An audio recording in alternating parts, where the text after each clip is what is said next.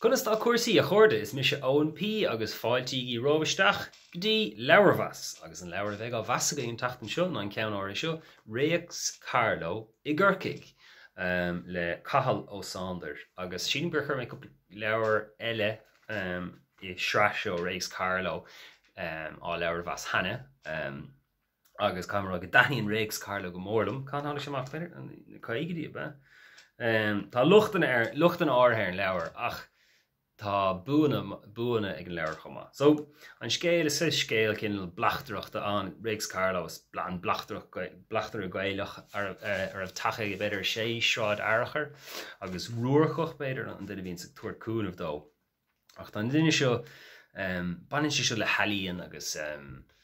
gadíocht agus an sin chuirtar rud éigeanna le seán ó Scainte be. Na far aigen eile agus an sin cáinte am risún agus an sin Gwydr paintéireacht agus nílas a go bhfuil sé agus an sin ar deire réitíon Réics Carló an scéal. An chuid is mála tanmh golóir, sé éidirm golóir ach an deire ábhríonn tagan an deireach oban agus an sin bíon crí a chuna le gachrad agus le gachar cear golóir mar gur hábháil Réics Carló an láiríis.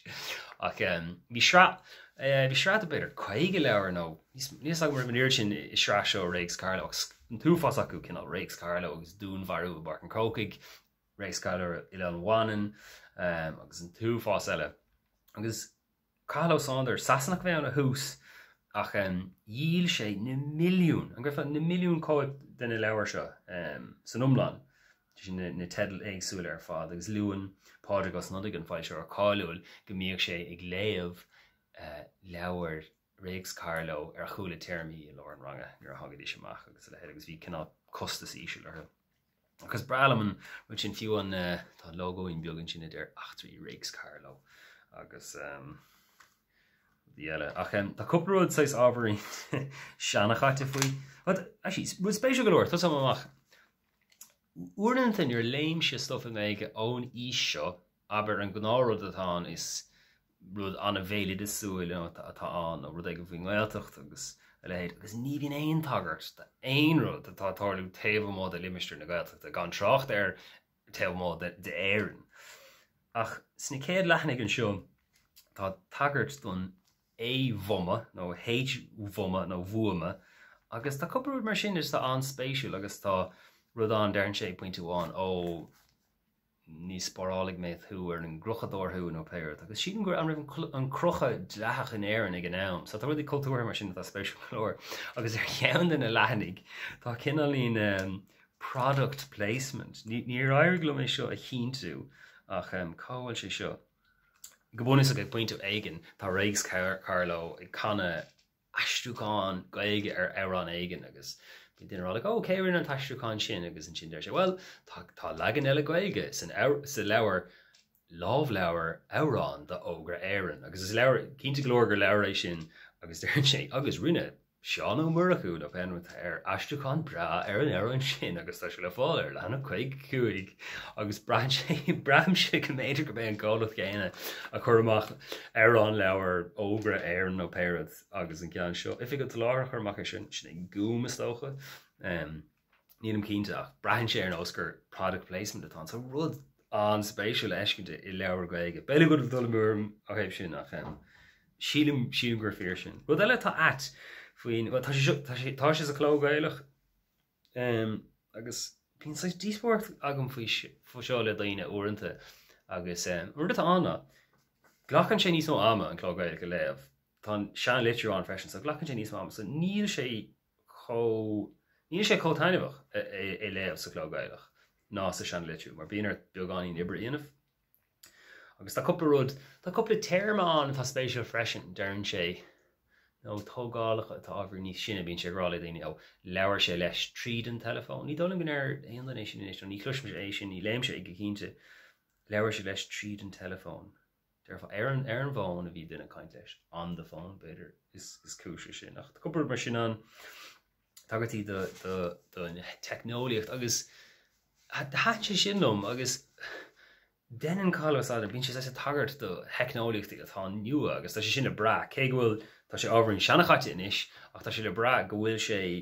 ag tarringteach rudí atá tóras da timp le agus go minic nuir ein le gaige an éidir chuige seacht an sprochatá ag an úidir ná a léirú gur aige nó eici an gaige is glynne atógach an tubair is defne nar salíach le focail ná cumceap béirle ná gabhad a riamh agus is cinálíonn rud iontacha eiscint go bhfuil rudí nua áirithe á darnteach ag Sandair an seo. Chud an donna faoin leabhar agus teirna seo agus banan sin leis na cabadlí agus bhíoch an nósán ar nói cinálíonn achhuimre nó tedal a thuairt ar cabadlí. Aber few Robinson Crusoe fekit away, in which Robinson meets another man Friday, pair Tashan Severe, Tashan Rankish. Agus kinal tell yeah, the points in Shona. Capital de Tach on Hinere. Okay, better not Dugan Shishin number. So two Scott Capital no fuck Capital. Darren Shelat. The focal no Kershis earn with the Horlins a Capital. Ach urente million shen rud a tacht a capital. So tedal ceanna bhánach ná alien an prisúnach. Agus ní is sagad gur éigh sé go fós. Agus sin sagad tá sé éile. Agus ní hégur gur scríomhach ar bhealach éign. Cá fallach bhil sé seo fear nó. Agus an sin bháin ag an dearra níadú umlan cínta cé atá sé dhéanamh. Agus an sin sa tedal den chabadal dearann si leat. Darn si abergur Seán ó Murchu an duine bhfuid an airs faoi beidir gnar den ag an eile agus sin an tedal ar an leir sin ná ar an gabal sin ná sin Seán ó Murchu bíidir well no is Seán ó Murchu bhí an agus ní héigh sé gurí dú chu strainer thugann sé an freigre a bhfuil si de géirí chun á siar so sin locht ómhór na beidir go rud é sin a hála an ann ach is lucht an a bhór é scéal blachtrachta a rá I dedal gach cabad le cadatóirú sa cabal mar million sé an tanas agus sin an fág an airbín scéin séirí sin an fág an airbríon scéal blachtrachta ach scéal garad seaas go hocht lehanachán ábhríonn spéisiúil ní deirtar mór an faoi churcaigh gan cha mar rá ach soltas bí na charachtar an a siimplí rud hanlum faoine charachtar ná an tlí na hanam nach a bhíon sartha tá siad cinálín ar nós Dickens nó le héad so is Seán ó Scrín agus an ceanara éigen beidir gur míhall na lán a tuis go mííon scanna aige agus Seán ó Scainte so thugann na hanam nach a ólas éigen doing faoin na charachtar agus hahann sé sin lom camerará.